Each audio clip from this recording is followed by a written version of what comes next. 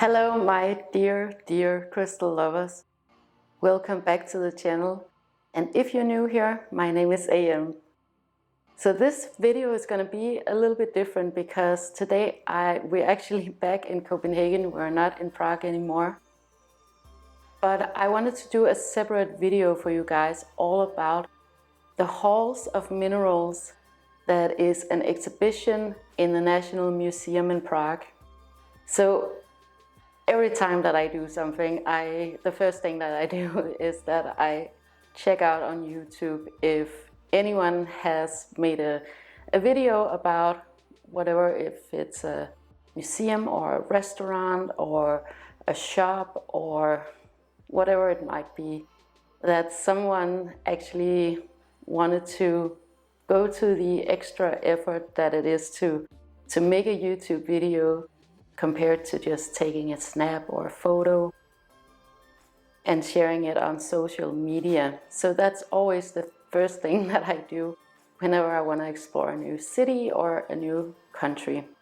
We were in Prague because our friends were getting married there, but I knew prior to coming to Prague that Czech Republic is well known in crystal circles, especially all about Moldavite, of course. And I wanted to visit the halls of minerals in the National Museum because they have a huge collection, not only of Moldavites, but of all kinds of crystals. And it was definitely on my bucket list when we went to Czech Republic. So I wanted to share that with you guys because I know you are, if you're watching this video, of course, you're very interested in crystals. And when I film at museums, and I love taking you guys to museums because I get to tell you so much more about crystals than just the specific crystals. I get to elaborate a lot more about the science, for example. So I love taking you to different museums. But what I usually do is that I would make it into like a whole day trip. Maybe I would take you to go shopping a little bit first, or show you a hotel or a product, like a sustainable product that I would recommend for you, or something like that.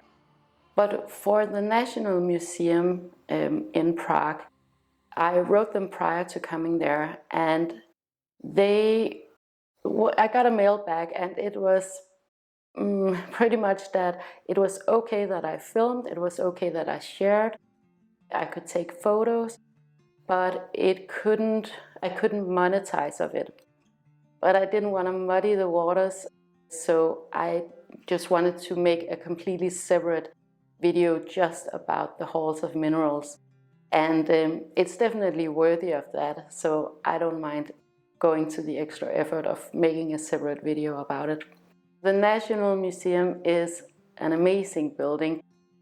It's from the 1800s, and it's what I would imagine, if you don't live in Europe, what I would imagine you guys thinking that a European building would look like. It's very what do you say?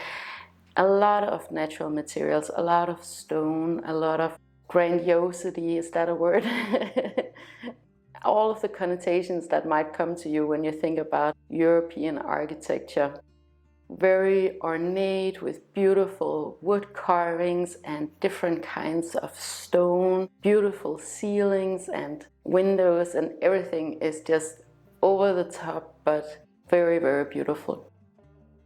That was the first thing that I just wanted to share with you, the beautiful architecture of this museum.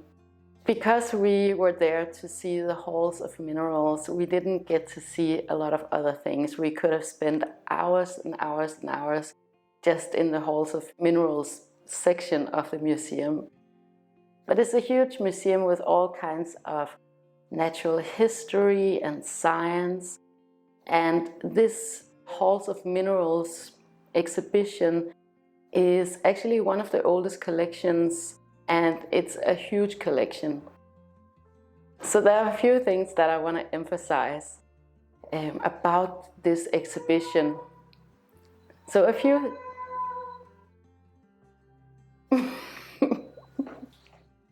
a few things that I want to emphasize on this exhibition is that I really appreciated how many Czech crystals were there.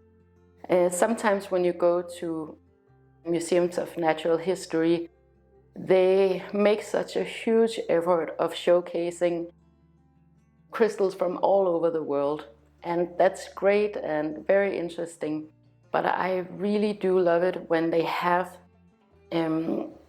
designated space for only the local crystals, and they did that really well here. And it was very inspiring, because crystals, yes, they come in all kinds of different shades, colors, formations, sizes, but it really is dependent on the different conditions that are in this local area. So here in Denmark, we don't really have a lot of crystals, but if you go to Sweden or Norway or Germany, you will find loads and loads of crystals, and they're all very particular for the specific areas. And I love that about crystals. So that was a great thing about this museum and the exhibition, that you could really see a lot of the local crystals, Moldavites of course being one of them. It was not that well lit up, unfortunately, so it was a little bit difficult for me to really capture the essence of the crystals. It was quite dark, like dark academia style, very traditional, and I can appreciate that too, that they've kept all of the original casings, and that's great. However, it doesn't make for great photos. And I know there are lots of ways you can go about it, creating good lighting for crystals. So that's why I didn't get as many photos that I would have preferred, but I hope you enjoyed the ones that I actually did get.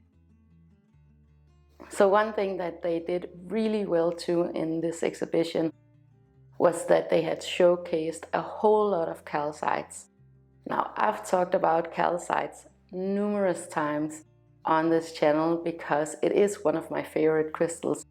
They come across so vastly differently depending on the conditions and where they were formed.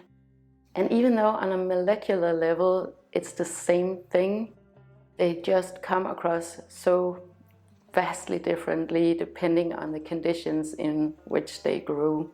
So they're always very creatively inspiring for me to see calcites, and I could have an entire calcite collection, just a crystal collection only of calcites, because they're just so abundant and they're found all over the world, but they just come in so many different colors and shapes.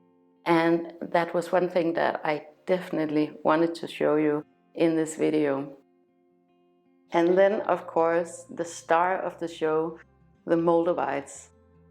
And yeah, where do I start? Because Moldavite, well, the collection was huge. If you are at all into Moldavites, this is definitely the place to visit, because you get to see them in all the different varieties that they come in.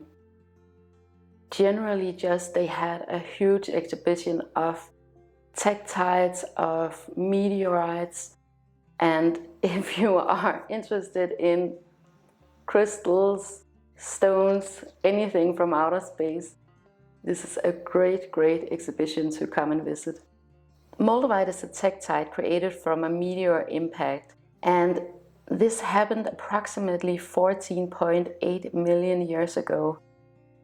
Moldavite is a mixture of silicon dioxide, aluminum oxide, and other metal oxides.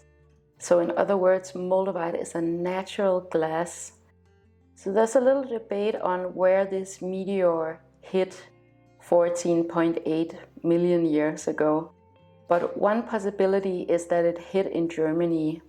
The impact flung the material into the atmosphere, and as it cooled down, it rained down over what is now known as the Czech Republic, but also Germany and northern Austria, so you can find Moldavites there. Aesthetically, Moldavite has this characteristic green color, and it's semi-transparent, so it's not quite clear like glass, and it contains elongated gas bubbles. So if you look really closely under a microscope, you will see that the gas bubbles or the air bubbles are elongated. And that is actually one of the ways that you can find out if your Moldavite that you've bought or that you've found is actually Moldavite. So even though it comes in this green color, it actually comes in quite a variety of different hues, going from really like almost neon green to dark brown, and yeah, a lot of times they come across even black when they're not lit up. The surfaces are wavy and spiky, creating this very interesting landscape. And I'm not going to speak too much about the metaphysical properties of Moldavite in this video, but you can go and see the previous video where I tell you all about mine and Andreas' stories with Moldavite. The size of Moldavite, it varies quite a lot, but I would say a good size is just about this size. But you can get them smaller and even bigger. So the prices of Moldavite has definitely just increased and increased and increased ever since I started up with Moldavite. And I don't think it's going to change, because it's not like there's an infinite amount of Moldavite going around. There are definitely quite a lot of fake Moldavites going around. And that's also why I want to encourage you guys to go to museums like this, and I wanted to show you the photos of what actual Moldavite looks like, so that you can spot it for yourself and recognize it for yourself. I know when I started up with Moldavite, you couldn't really find a lot of information about it, but there wasn't a lot of fake Moldavites floating around. So I hope that you find this video helpful if you want to go out and find Moldavite for yourself. I'll leave the link for the museum in the description below, and if you're in Prague, I most definitely encourage you guys to come and visit the museum. As I said, we only got to see the halls of minerals, but that's because we are just crazy about crystals. We did take like a small tour around, and we could have been there for hours. Actually, we could have been there for days, because it's a huge museum. Go and check this out if you're in the area. It's an amazing exhibition and amazing architecture. So I would actually say that whether you're into crystals or not, if you're watching this video, I assume that you love crystals just as much as I do. But even if you bring someone along to this museum that's not that much into crystals or that hasn't dabbled in crystals, I would definitely recommend taking these people along, because you get to see just this enormous abundance of nature, and anyone would be impressed by seeing something like this, just from an aesthetic viewpoint or from a scientific viewpoint. Crystals are just by nature very, very impressive.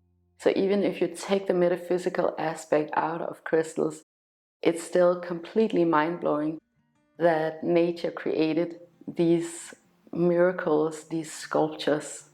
And thank you so much for watching this video. If you found it helpful and informative, please make sure to like, share, and subscribe. It helps me to know what you guys want me to talk about, but it also helps others to find this content if that is what they're looking for. And I want to wish you the most amazing day with so much love to you and to yours.